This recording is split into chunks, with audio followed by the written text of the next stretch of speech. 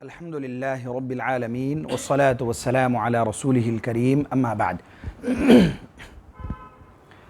تمام قسم کے تعریفات و توصیفات کی بریائی و بڑائی، حمد و ثنا صرف اور صرف اس اللہ رب العالمین ہی کے لیے لائق و زیبا اور سزاوار ہے، جس نے سارے جہاں کو بنایا، جو سارے جہاں کا خالق و مالک ہے اور سارے جہاں کے نظام کو بخوبی چلانے والا ہے۔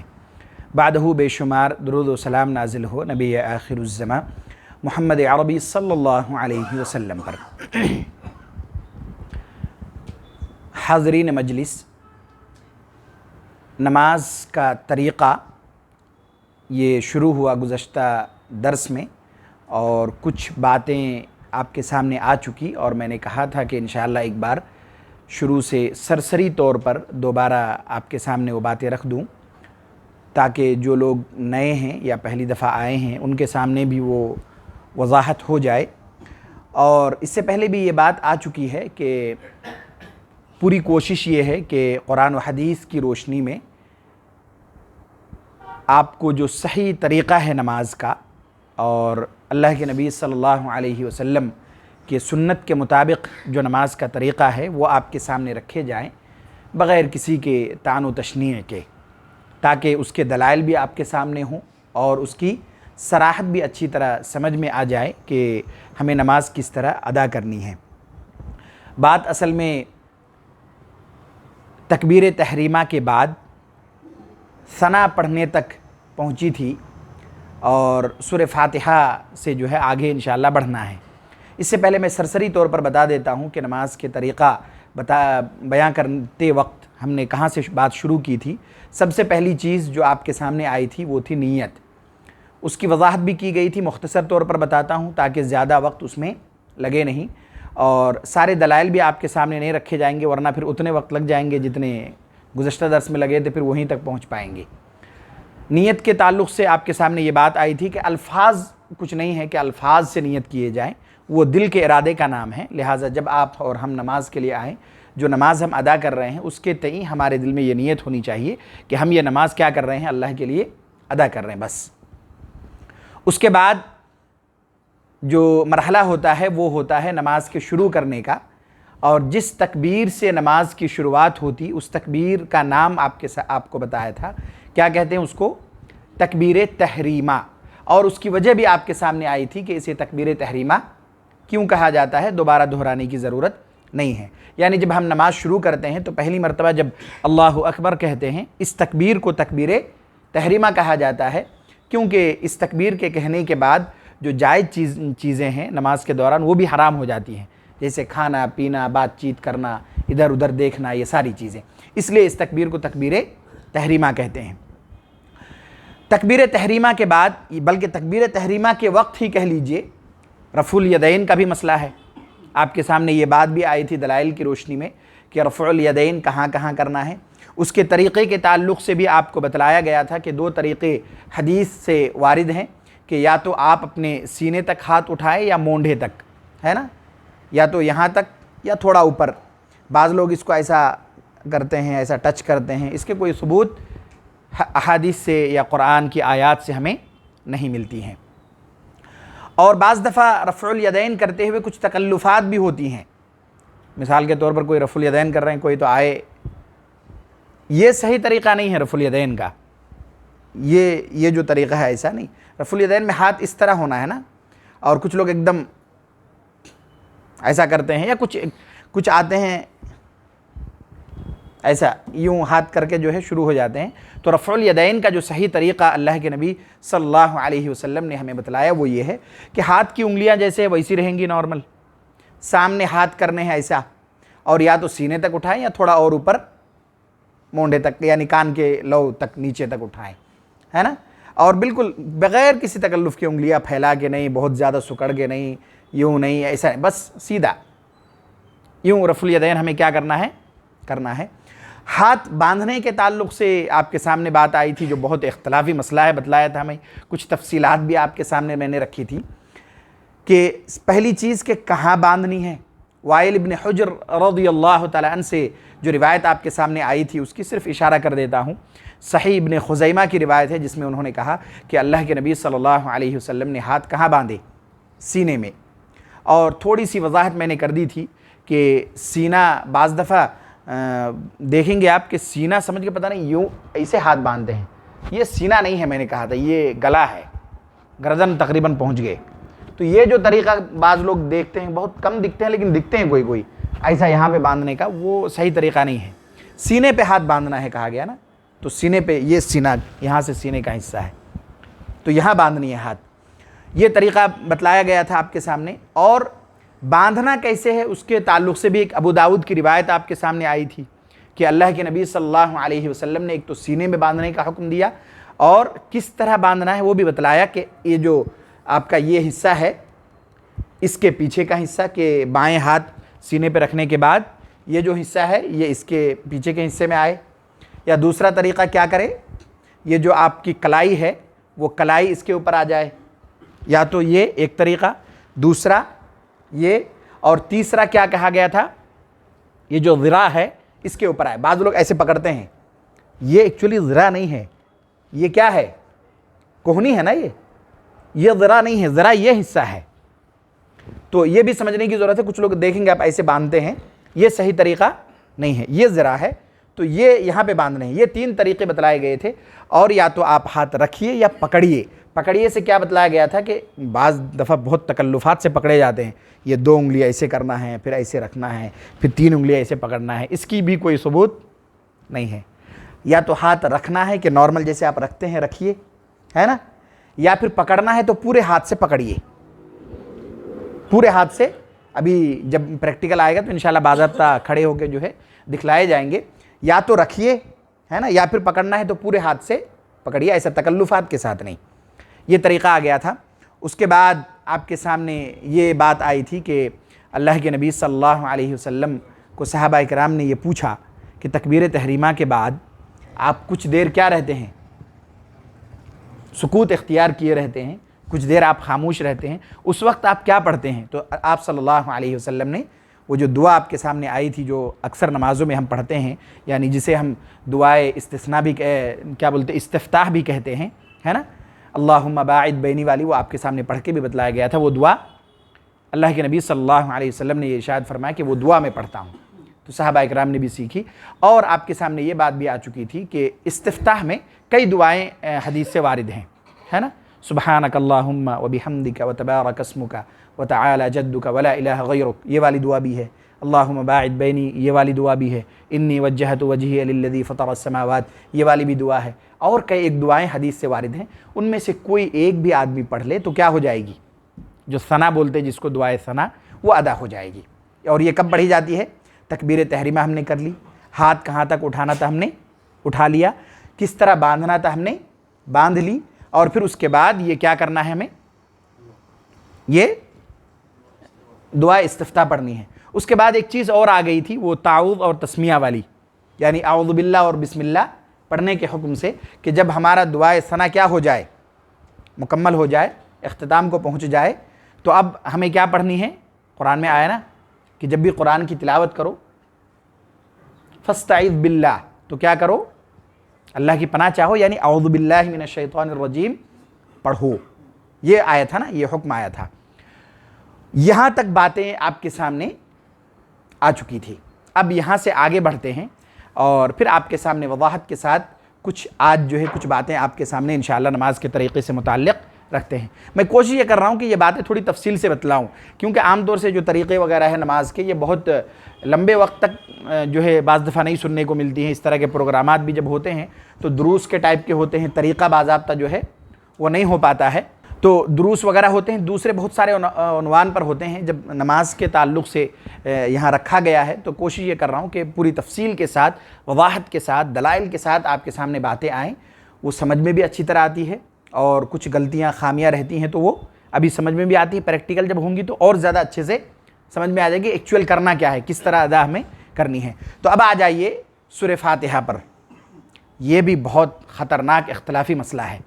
میں نے زیادہ اختلافی چیزیں آپ کے سامنے ابھی رکھنے کے لیے اسے جمع نہیں کیا ہے، اس کی ایک اہم وجہ یہ ہے کہ ہر آدمی کو اختلافات کی چیزیں سمجھ نہیں آئے گی، تو اس میں الجھا کے عوام الناس کو کوئی فائدہ ہے نہیں۔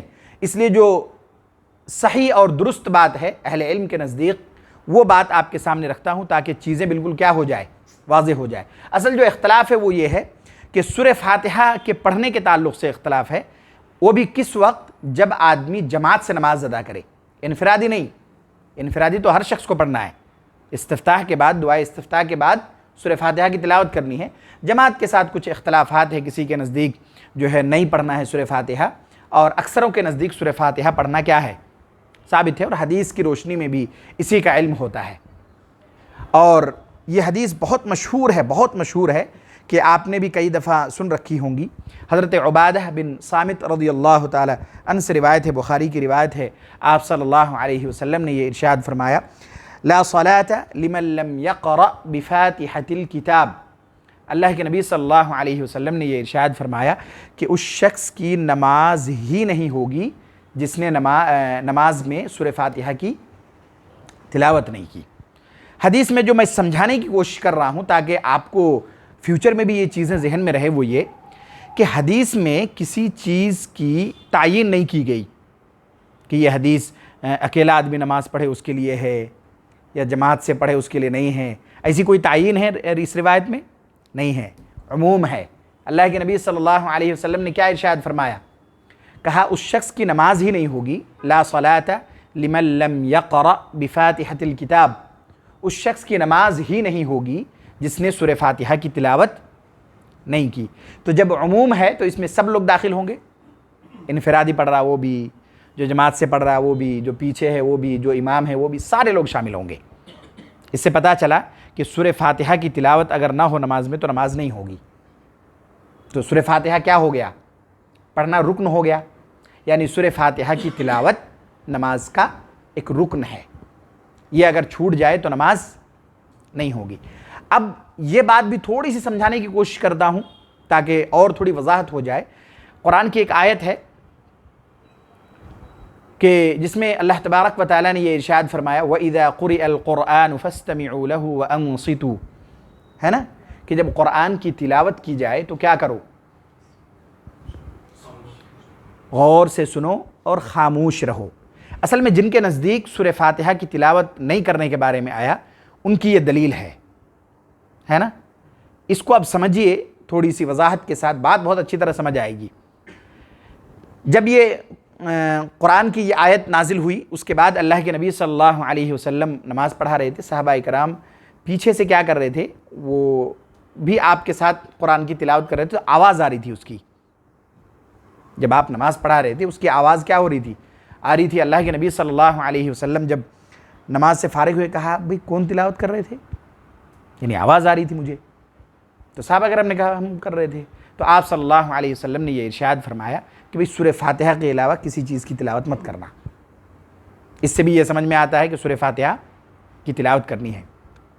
راوی ہیں، جب ان سے اس بارے میں پوچھا گیا، حضرت بلال یا حضرت ابو ہریرہ رضی اللہ تعالیٰ عنہ ہیں، کہ ان سے جب پوچھا گیا کہ جب قرآن کی یہ آیت ہے، اس میں یہ حکم ہے کہ قرآن جب تلاوت کرے تو آدمی کیا رہے؟ خاموش رہے اور سنے، تو پھر ہم جب اللہ کے نبی صلی اللہ علیہ وسلم سورہ فاتحہ کی تلاوت کرے تو ہم کیا کریں؟ تو اس نے کیا جواب دیا؟ اس نے کہا نہیں، سورہ فاتحہ کی تلاوت کرنی ہے، کیونکہ اس آیت کے حکم میں یہ حکم تخصیص ہے۔ یہ جو حدیث اللہ کے نبی صلی اللہ علیہ وسلم کی آئی، یہ جو حکم ہے قرآن کا، یہ بھی کیا ہے؟ عموم ہے، کہ جب بھی قرآن کی تلاوت ہو، نماز کے باہر کہیں پہ بھی تلاوت کر رہے ہیں، اس کے بعد کوئی سورہ تلاوت ہو رہی سورہ فاتحہ کے بعد، تو خاموش رہنا ہے، سننا ہے۔ یہ حکم کیوں خاص ہو گیا اس کے ساتھ کہ نہیں سورہ فاتحہ کی تلاوت کرنی ہے؟ کیونکہ اللہ کے نبی صلی اللہ علیہ وسلم نے الگ سے یہ حکم بیان کیا۔ کسی اور سورہ کے بارے میں آپ صلی اللہ علیہ وسلم نے یہ نہیں کہا کہ بھئی سورہ فاتحہ کے بعد جو میں سورہ تلاوت کر رہا ہوں اسے بھی تلاوت کرو، لیکن سورہ فاتحہ کے بارے میں آپ نے کہا کہ بھئی کیوں؟ کیونکہ سورہ فاتحہ کو پڑھے بغیر نماز ہوگی نہیں، اس لیے یہ حکم کیا ہے؟ اس سے تخصیص ہے، خاص ہے اور الگ ہے۔ یہ مختصر سی بات آپ کے سامنے رکھنے کی کوشش کی میں نے، تاکہ یہ بات اچھی طرح کیا ہو جائے، سمجھ میں آئے کہ قرآن میں جو یہ حکم آیا کہ قرآن کی جب تلاوت ہو تو غور سے سنو اور خاموش رہو، یہ حکم مکمل طور پر عموم ہے، اس میں سے ایک حکم خاص ہے جو اس حدیث سے ثابت ہے۔ کہ جس میں اللہ کے نبی صلی اللہ علیہ وسلم نے ارشاد فرمایا کہ اگر تم نے سورہ فاتحہ کی تلاوت نہیں کی تو نماز ہی نہیں ہوگی.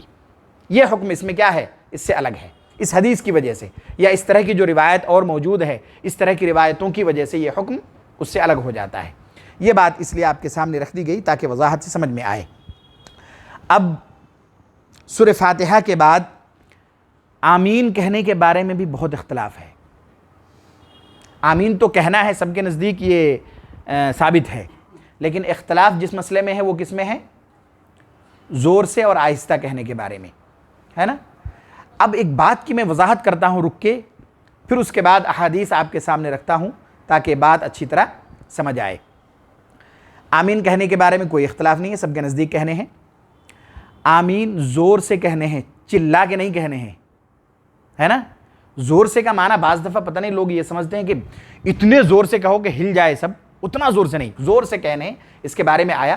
ہاں یہ ہوگا کہ جب ہم کئی مجمع ہوگا پورا اور ایک ساتھ جب آمین کہیں گے، آواز بلند جب کہیں گے تو اس کی آواز گونج سکتی ہے، اس میں کوئی حرج نہیں ہے. تو آواز کے گونجنے اور بے تحاشا چلانے میں بہت فرق ہے نا. بے تحاشا چلانے میں اور آمین جو کہنے کا حکم ہے اس میں بہت فرق ہے. ایک آدمی ایک دم نارمل آواز نکالتا ہے کچھ اور، جب آمین کہنے کی باری آئی تو ایک دم سے پوری جو ہے آواز ان کی نکلی. نہیں، یہ حکم ہے ہی نہیں. اصل میں حکم ہے آواز سے آمین کہنے کی. اس کا یہ مطلب نہیں ہے کہ ایک دم ایسی آواز نکالے آدمی کہ سب ڈسٹرب ہو جائے، یہ مطلب نہیں ہے نا. یہ بھی سمجھنے کی بات ہے. تو آمین زور سے جو کہنے کی ہے، جیسے آپ بات کر رہے ہیں کتنی زور سے کر رہے ہیں، تو ظاہر بات ہے آمین جب کہیں گے اتنی زور سے کریں گے. جب بات اتنی زور سے کر رہے ہیں آمین ایک دم دبا کے جو ہے پوری آواز سے نکال رہے ہیں، یہ نہیں ہے. زور سے کہنے کا مراد یہ ہے. زور سے اور آہستہ کہنے میں فرق یہ ہے کہ جس کے پاس آہستہ کہنے کا حکم ہے وہ آمین، بس نہیں سمجھ آیا نا، آزو آزو والے کو سننے نہیں آیا. زور سے کہنے کا مطلب یہ ہے کہ آمین اتنا زور سے کہنا ہے. سمجھ رہے ہیں؟ اس بات کی میں وضاحت اس لیے کرتا ہے، بعض دفعہ دیکھے جاتے ہیں نماز پڑھیے کوئی بچہ ہو، بعض دفعہ کوئی بڑے لوگ بھی اتنے زور سے چلاتے ہیں، اس کی ضرورت نہیں ہے. آواز سے کہنے کی ضرورت ہے، اتنا زور سے چلانے کی ضرورت نہیں ہے. اب آپ کے سامنے احادیث ہاں یہ بات اس لیے میں وضاحت کر دیا کہ اگر بڑا مجمع ہے، کئی لوگ ایک ساتھ نماز پڑھ رہے ہیں، یہاں پہ بھی اگر بولیں گے تو آواز تھوڑی بلند ہوگی. ظاہر بات ہے جب زور سے کہہ رہے ہیں، 25-30 لوگ ہیں، 40 لوگ ہیں نماز پڑھ رہے ہیں، آمین کہہ رہے ہیں، تو آواز تو بلند ہوگی، اس میں کوئی حرج نہیں ہے، بلکہ یہ تو ہونا چاہیے. جب زور سے کہہ رہے ہیں تو پتہ تو چلے کہ آمین آدمی کہہ رہا ہے. تو اس طرح جتنے بڑے مجمع ہوں گے اتنی آواز کیا ہوں گی؟ گونجے گی، ہے نا. تو زور سے کہنے کا یہ مطلب ہے. چنانچہ مسلم کی روایت ہے، حضرت ابو ہریرہ رضی اللہ تعالی عنہ سے روایت ہے، اور آمین کہنے کی فضیلت بھی بیان کی گئی اس روایت میں کہ آمین کیوں کہنا چاہیے، ہے نا. چنانچہ اللہ کے نبی صلی اللہ علیہ وسلم نے ارشاد فرمایا اذا امن الامام فامنوا، جب آمین کہے امام تو تم بھی کیا کہو؟ آمین کہو. کیوں؟ فإنه من وافق تامینه تامین الملائکہ غفر له ما تقدم من ذنبہ. اللہ کے نبی صلی اللہ علیہ وسلم نے ارشاد فرمایا کہ جس شخص کی آمین فرشتے کے آمین سے مل گیا، جس شخص کی آمین، گویا اس کا مطلب یہ ہے کہ فرشتے بھی آمین کہتے ہیں، ہے نا.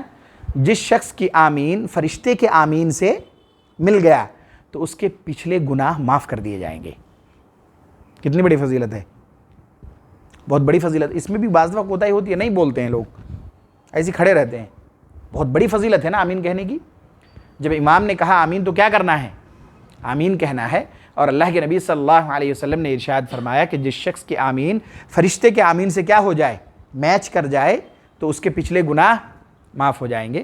اور اس سے پہلے بھی وضاحت کی گئی کہ جب اس طرح کی باتیں آئیں کہ اگلے پچھلے گناہ معاف ہو جائے، 1 سال کا گناہ معاف ہو جائے، اس سے ہمیشہ کون سا گناہ مراد ہوتا ہے؟ صغیرہ، کبیرہ نہیں. کبیرہ بغیر توبے کے نہیں ہوتا، توبہ کرنا پڑتا اس کے لیے، اس کے بغیر نہیں ہوتا. صغیرہ گناہ کیا ہو جاتے ہیں؟ اس طرح کی عبادات سے، اس طرح کے ذکر و اذکار سے، اس طرح کے فضائل والے اعمال کو کرنے سے صغیرہ گناہ معاف ہو جاتے ہیں.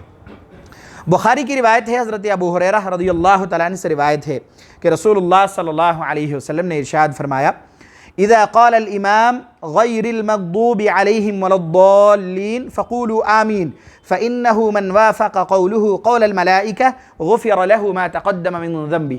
یہی بات اس روایت میں بھی کہی گئی، کچھ الفاظ کی تبدیلی کے ساتھ. چنانچہ اللہ کے نبی صلی اللہ علیہ وسلم نے ارشاد فرمایا کہ جب امام غیر المغضوب علیہم ولا الضالین کہے تو تم کیا کہو؟ آمین کہو۔ اس میں دونوں چیزیں سمجھ آئی کہ آمین امام بھی کہے گا اور مامون بھی کہے گا، یعنی مصلی بھی کہیں گے، ہے نا۔ پہلی روایت میں یہی سمجھ آئی نا۔ اللہ کے نبی صلی اللہ علیہ وسلم نے کیا ارشاد فرمایا؟ اذا امن الامام، جب امام آمین کہے، اس کا مطلب امام کو بھی کہنا ہے۔ ایسا نہیں امام ولا الضالین بول کے خاموش بیٹھ گیا، مصلی آمین کہہ رہے، نہیں، امام کو بھی کہنا ہے اور مصلی کو بھی ساتھ میں کہنا ہے۔ اس روایت میں بھی یہ بات اس بات کی وضاحت ہوتی ہے کہ دوسری والی میں روایت میں اللہ کے نبی صلی اللہ علیہ وسلم نے ارشاد فرمایا کہ جب امام غیر المغضوب علیہم ولا الضالین کہے تو تم کیا کہو؟ آمین کہو۔ اس کا مطلب یہ نہ سمجھا جائے کہ امام کو آمین نہیں کہنا ہے، دوسری روایت سے تو پتہ چلتا ہے نا کہ کہنا ہے، تو امام کو بھی آمین کہنا ہے۔ جس کی آمین فرشتے کے قول سے میچ ہو جائے اس کے پچھلے گناہ معاف ہو جائیں گے۔ آمین بلند آواز سے کہنا ہے۔ ابو داود کی روایت ہے، وائل بن حجر رضی اللہ تعالیٰ عنہ سے روایت ہے، وہ کہتے ہیں کان رسول اللہ صلی اللہ علیہ وسلم اذا قرأ ولا الضالین قال آمین ورفع بها صوتا، اور اللہ کے نبی صلی اللہ علیہ وسلم نے نماز پڑھائی، جب آپ نے ولا الضالین کہا تو آمین بھی کہا اور اپنے آواز کو آپ نے آمین کہتے ہوئے بلند کیا، آمین کہتے ہوئے آواز کو بلند کیا۔ اس سے پتہ چلتا ہے نا آمین زور سے کہنا ہے نا، آمین بآواز بلند کہنا ہے۔ اس سے پتہ چل رہا نہیں چل رہا ہے حدیث سے، بہت وضاحت کے ساتھ اللہ کے نبی صلی اللہ علیہ وسلم کے عمل کو اس روایت میں بیان کیا گیا۔ اس کے بعد جب سورہ فاتحہ کا مرحلہ ختم ہو گیا، آمین کا مرحلہ ختم ہو گیا، تو اب ضم سورہ کا مسئلہ آیا کہ ضم سورہ پڑھنی ہے اور اس کے بعد کیا کرنا ہے؟ رکوع۔ اب رکوع کے بارے میں کچھ چیزیں بہت اچھی طرح سمجھ بھی لیجئے، اور جب دکھائیں گے پریکٹیکل تو اس وقت بھی کوشش کیجئے کہ رہیے تاکہ اور اچھی طرح کیا ہو، سمجھ میں آئے۔ رکوع کرتے ہوئے بھی رفع الیدین کرنے ہیں۔ پہلے میں سرسری بتا دیتا ہوں، پھر دلائل آپ کے سامنے رکھتا ہوں تاکہ بات اچھی طرح سمجھ میں آئے۔ جب ہو گیا یہاں تک کا کام ہو گیا، ضم سورہ وغیرہ پڑھ لی، اب کیا کرنا ہے؟ اب رکوع کرنا ہے، تو پھر دوبارہ رفع الیدین کرتے ہوئے، روایت آئے تھے نا گزشتہ درس میں کہ آپ نے کہاں کہاں رفع الیدین کی، تو رفع الیدین کرتے ہوئے کیا کریں گے؟ رکوع کریں گے۔ رکوع کرتے ہوئے کئی چیزوں کا اصل میں خیال رکھنے کی ضرورت ہے۔ پہلی چیز، جب ہم رکوع کریں گے تو ہماری پیٹھ کیا ہو؟ بالکل برابر ہو، سر اور یہ جو حصہ ہے یہ ایک دم کیا ہو؟ بالکل برابر ہونی چاہیے۔ بہت اس میں بہت جو ہے کمی رہ جاتی ہے۔ اس کے کئی وجوہات ہوں گے، ہو سکتا ہے کوئی کر رہے ہیں کوشش لیکن ان کو پتہ نہ چلے کہ برابر ہو رہا نہیں ہو رہا رکوع، ہے نا، ان کو شاید پتہ ہی نہیں ہے کہ رکوع وہ سمجھ رہے ہو رہا لیکن ایکچوئل جو جیسا ہونا چاہیے تھا ویسا نہیں ہو رہے۔ اصل میں اس کو کرنے کے جو صحیح طریقے ہیں نا، اللہ کے نبی صلی اللہ علیہ وسلم کے جو بتلائے ہوئے طریقے ہیں، اگر اسے اختیار کیا جائے نا تو پراپر رکوع ہوں گے۔ کیا طریقہ ہے؟ پہلی چیز، یہ پیٹھ کیسے سیدھے ہوں گے یہ سمجھیے۔ پہلے آپ صلی اللہ علیہ وسلم نے ارشاد فرمایا، یعنی آپ کا طریقہ جو ہے روایت میں بیان کیا گیا، ابھی آپ کے سامنے روایت آئیں گی کہ آپ جب رکوع کرتے تو یہ دونوں حصے کو، گھٹنے کو آپ کیا کرتے؟ اپنے انگلیوں سے پکڑتے، رکھتے نہیں، کیا کرتے؟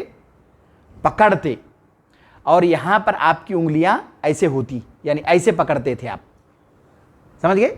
ایسے پکڑتے تھے اس گھٹنے کے حصے کو، اور یہ جو حصہ ہوتا تھا یہ ایسا چپکا ہوا نہیں ہوتا تھا، یہ کیا ہوتا تھا؟ اس سے پتہ چلا کہ جب آپ رکوع کریں گے نا تو آپ کا جو باڈی ویٹ ہے وہ اس پہ آنا چاہیے۔ کر کے دیکھیے، جب آپ ایسے رکوع کریں گے نا تو آٹومیٹک صحیح ہو جائے گا، ہاتھ بھی ایک دم سیدھا ہونا چاہیے۔ اب جیسے آپ ہاتھ کو ایسے کریں گے تو رکوع نہیں ہوگا، صحیح ہو ہی نہیں سکتا، آزو بازو والے کو تکلیف بھی ہوگی، اور جو رکھنے کا ہاتھ صحیح طریقہ تھا وہ نہیں ہوگا۔ ایسے رکھ دیں گے، کبھی ایسے رکھ دیں گے، کبھی جو ہے سکڑ جائے گا آدمی تو رکوع نہیں صحیح ہو پائے گا۔ ہاتھ بھی ایک دم صحیح ہونا۔ کوئی ایک آدمی کر کے دیکھیے، کوئی بھی کیجیے، آپ کیجیے شیخ، دیکھیے آپ تھوڑا سا سر خالی اوپر ہونا ہے بس۔ دیکھیں ایسا جب پکڑیں گے نا، آپ کا پیر تھوڑا اور پیچھے جانا ہے، یہ ہاں یہ جو حصہ ہے نا، پیر نہیں، یہ والا حصہ، اس پہ جب طاقت لگائیں گے تو پیر بالکل سیدھا ہو جائے گا، ہاتھ بھی سیدھا ہو جائے گا، ہاتھ پھر بھی تھوڑا آپ کا ہاں یہ ہونا ہے اصل میں۔ جب ایسے کریں گے یہ صحیح طریقہ ہے۔ دیکھیے آپ ہاتھ کو تھوڑا ایسے پکڑ کے رہے تو یہ ہاتھ بھی سیدھا رہے گا اور رکوع بھی برابر ہوگا۔ آپ کر کے دیکھیے، بیٹھ جائیے۔ جب کریں گے نا اس طریقے سے جو اللہ کے نبی صلی اللہ علیہ وسلم نے طریقہ بتلایا ہے، اس طریقے سے جب رکوع کریں گے تو پراپر رکوع ہوگا، لیکن جب اس کے پکڑنے میں، ہاتھ کے رکھنے میں، انگلیوں کے پوزیشن میں غلطیاں ہوں گی تو رکوع غلط ہوگا ہی ہوگا۔ ہاتھ کو ایسے سیدھا رکھنے کے بجائے ہم نے ایسا کر دیا تو وہ اوپر نیچے ہوگا، یہ باڈی ویٹ ادھر ادھر جائے گا تو اوپر نیچے ہوگا ہی ہوگا۔ اور یہ میں اس لیے بتا رہا ہوں، اللہ کے نبی صلی اللہ علیہ وسلم نے ایک روایت میں یہ ارشاد فرمایا کہ جس شخص کا رکوع میں رہتے ہوئے پیٹھ سیدھی نہ ہو، سجدے میں رہتے ہوئے پراپر سجدہ نہ ہو، تو اس کی نماز ہی درست نہیں ہوگی، کہا مکمل نہیں ہوگی نماز۔ تو اس سے پتہ چلا رکوع اور سجود اچھی طرح کرنے پڑیں گے نا، تو اس کو کرنے کے لیے پہلے اللہ کے نبی صلی اللہ علیہ وسلم کا طریقہ ہمیں سیکھنا پڑے گا، تب صحیح اور بہترین طریقہ جو ہے ہم کر سکیں گے۔ اور جتنے لوگ درس میں بیٹھے ہوئے ہیں، اللہ تبارک و تعالیٰ آپ سب کو اس کا بہترین اجر دے، اور جو فضائل دین کے مجلس میں بیٹھنے کی اللہ کے نبی صلی اللہ علیہ وسلم نے بیان کی ہے، وہ سارے فضائل ہم سب کو اللہ تعالیٰ عطا کرے۔ میں اس لیے یہ کوشش کر رہا ہوں کہ جتنے لوگ یہاں بیٹھیں گے اور جو بھی دیکھیں گے آن لائن یا ویڈیوز وغیرہ، سب کو کوشش یہ کروں گا کہ آپ خود بھی کوشش کرنے کی کوشش کریں کہ بھئی ہاں میں کر کے بتاتا ہوں، دیکھیے یہ سیکھنے کی جگہ ہے، یہاں آپ کو کوئی لان تان نہیں کریں گے، ہے نا؟ کوئی نہیں کہے گا کہ ارے کرنے نہیں آ رہا، کیسا کیا آپ، نہیں کہیں گے کوئی۔ ویسے تو کوئی کہے تو بھی فرق نہیں پڑنا چاہیے، بھئی سیکھنا ہے، کوئی کچھ کہنے کیا فرق پڑتا ہے، عبادت سیکھ رہا ہوں، نہیں کوئی کچھ کہہ بھی دے اگر کوئی فرق نہیں پڑتا، ویسے تو کہیں گے نہیں، لیکن اگر کہہ بھی دے تو کوئی فرق نہیں پڑتا۔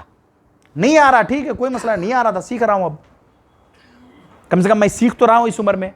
نہیں بڑھاپے کو چل پڑے ہیں بہت سارے لوگ، نہیں آتی ان کو طریقہ، ان کو جا کے کوسو، ہے نا؟ تو ہمیں سیکھنا ہے تو ہم کر کے دکھائیں تو بہت اچھا ہے، ٹھیک ہے میں کر کے دکھاتا ہوں۔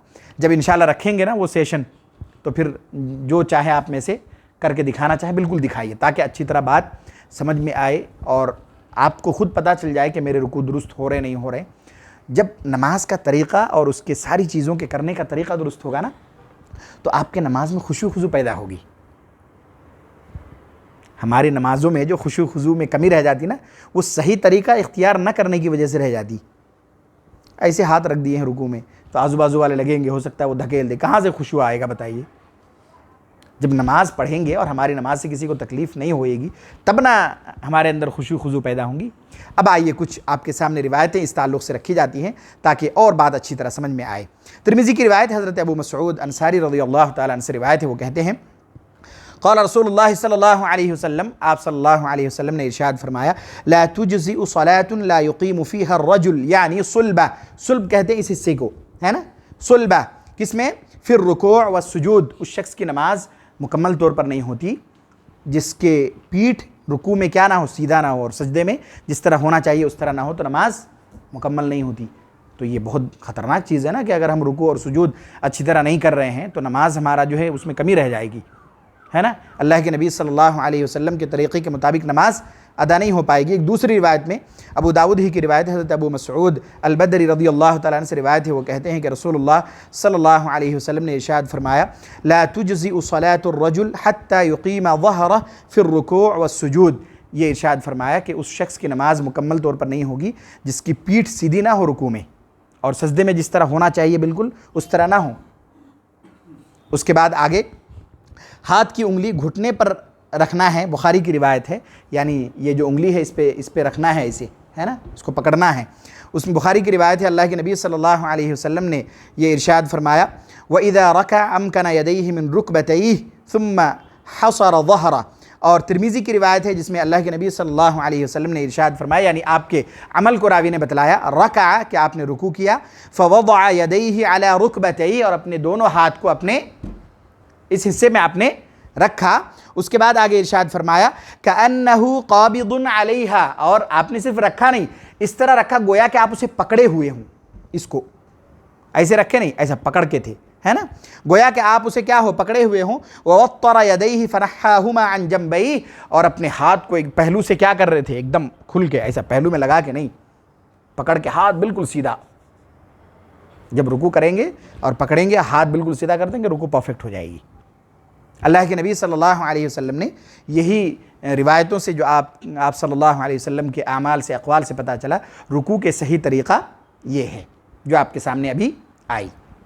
اب آئیے ایک اور چیز بیان کر کے درس انشاءاللہ اختتام کو پہنچاؤں گا کہ رکوع کے اندر دعاؤں کے بارے میں آپ احادیث وغیرہ اگر دیکھیں گے پڑھیں گے تو بہت ساری دعائیں وارد ہیں رکوع میں پڑھنے کے لیے، ہے نا، بہت ساری دعائیں۔ عام طور سے جو ہم پڑھتے ہیں رکوع میں، عام طور سے کون سی دعا پڑھتے ہیں؟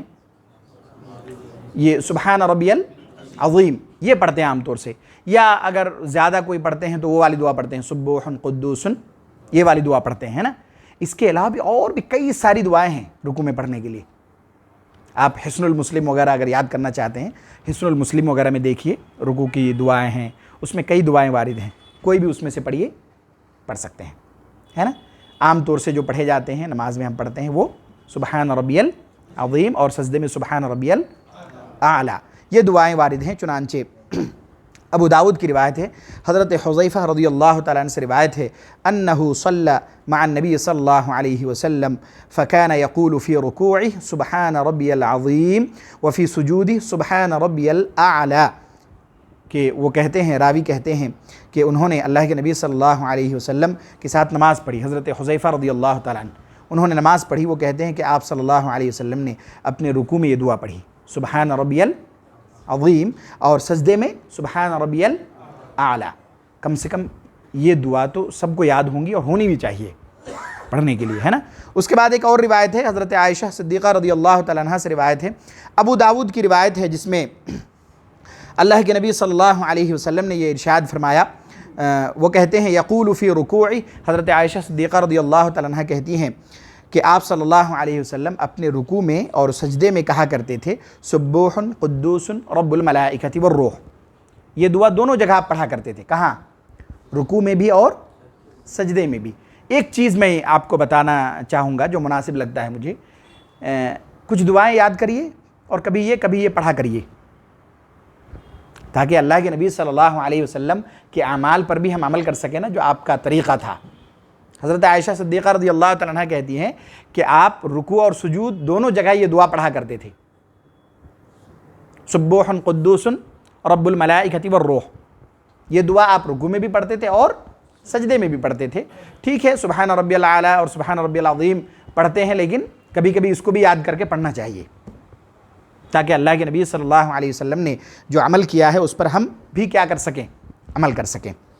اب آئیے، رکوع ہو گیا، اس کے ایک دو دعائیں بھی آپ کے سامنے آ گئی، اور بھی کئی دعائیں ہیں، ساری دعائیں میں نے آپ کے سامنے نہیں رکھی، آپ دیکھنا چاہیں تو حصن المسلم وغیرہ میں جمع کی ہوئی ہیں، اگر آپ اور تفصیل سے دیکھنا چاہیں احادیث کی کتابیں وغیرہ پڑھیں گے تو آپ کو اور تفصیل سے چیزیں ملیں گی، بہت ساری دعائیں وارد ہیں۔ اس کے بعد رکوع سے اٹھنے کا مسئلہ ہے، یہ بھی بیان کر دیتا ہوں، 1-2-4 منٹ اور لگیں گے تاکہ رکوع مکمل ہو جائے، پھر سجدے سے اگلے والے درس میں انشاءاللہ رکھیں گے۔ رکوع سے جب اٹھیں گے اس کا کیا طریقہ ہے؟ وہاں سے بھی اٹھنے کے وقت رفع الیدین کرنے ہیں، اور وہاں کیا کہنا ہے؟ سمع اللہ لمن حمیدہ، اس کو کیا کہتے ہیں؟ لاسٹ درس میں بتایا تھا، اس کو کہتے ہیں تسمیع۔ کیا کہتے ہیں؟ تسمیع، ہے نا۔ اور پھر اس کے بعد دعا کون سی پڑھنی ہے؟ ہاں، اب میں ایک چیز اور بتلا دیتا ہوں، اگر ایک آدمی سمع اللہ لمن حمیدہ ربنا لک الحمد کہہ دیا بس کافی ہے، ربنا ولک الحمد بھی ثابت ہے حدیث سے، یعنی واو کے ساتھ کافی ہے، ربنا لک الحمد حمدا کثیرا طیبا مبارکا فی، یہ مکمل کہنا چاہیے۔ میں بتاتا ہوں کیوں۔ اللہ کے نبی صلی اللہ علیہ وسلم نماز پڑھا رہے تھے، ابھی روایت آپ کے سامنے آئے گی، میں بتا دیتا ہوں۔ نماز پڑھا رہے تھے، جب آپ نے سمیع اللہ لمن حمیدہ آپ نے کہا تو انہوں نے بھی کہا۔ اچھا، ایک مسئلہ اور بتا دیتا ہوں، سمیع اللہ لمن حمیدہ مصلی اور امام کے کہنے میں بھی اختلاف ہے اہل علم کے نزدیک، لیکن صحیح قول یہ ہے کہ مصلی کو بھی کہنا ہے۔ یہ بعض دفعہ لوگ نہیں کہتے ہیں، ہے نا، وہ سمجھتے ہیں امام کہہ دیا نا، ہم سیدھا وہ ایک دم امام کے سمیع اللہ لمن حمیدہ کے بعد ربنا لک الحمد کہتے ہیں۔ امام کو بھی کہنا ہے سمیع اللہ لمن حمیدہ اور مقتدی کو بھی کہنے ہیں، پھر اس کے بعد دعا پڑھنے ہیں۔ اس کی ایک سب سے اہم وجہ یہ ہے کہ چونکہ امام کو بھی تو دعا پڑھنا ہے نا، تو اگر ان کے سمیع اللہ لمن حمیدہ پہ آپ دعا پڑھ لیں گے تو آپ امام کی اقتدا نہیں کیے، آپ آگے بڑھ جائیں گے، نماز نہیں ہوگی آپ کی، ہے نا۔ امام کی اقتدا ضروری ہے نا، اس کے آگے نہیں بڑھ سکتے آپ۔ جو امامت کر رہا ہے چیزوں میں ان سے آگے نہیں کر سکتے، رکوع ان سے پہلے نہیں کر سکتے، سجدے ان سے پہلے نہیں کر سکتے، ہے نا، سورہ کی تلاوت ان سے پہلے نہیں کر سکتے، رکوع سے اٹھ نہیں سکتے ان سے پہلے، تو پھر دعا بھی نہیں پڑھ سکتے۔ تو جب سمیع اللہ لمن حمدہ کہیں گے تب پھر ان کے ساتھ یا ان کے بعد کہیں گے، ورنہ پھر پہلے کہہ جائیں گے ہم، ہے نا۔ تو اس لیے یہ چیز جو ہے بعض دفعہ محسوس ہوتا ہے کہ شاید پیچھے سے کہا نہیں لوگوں نے۔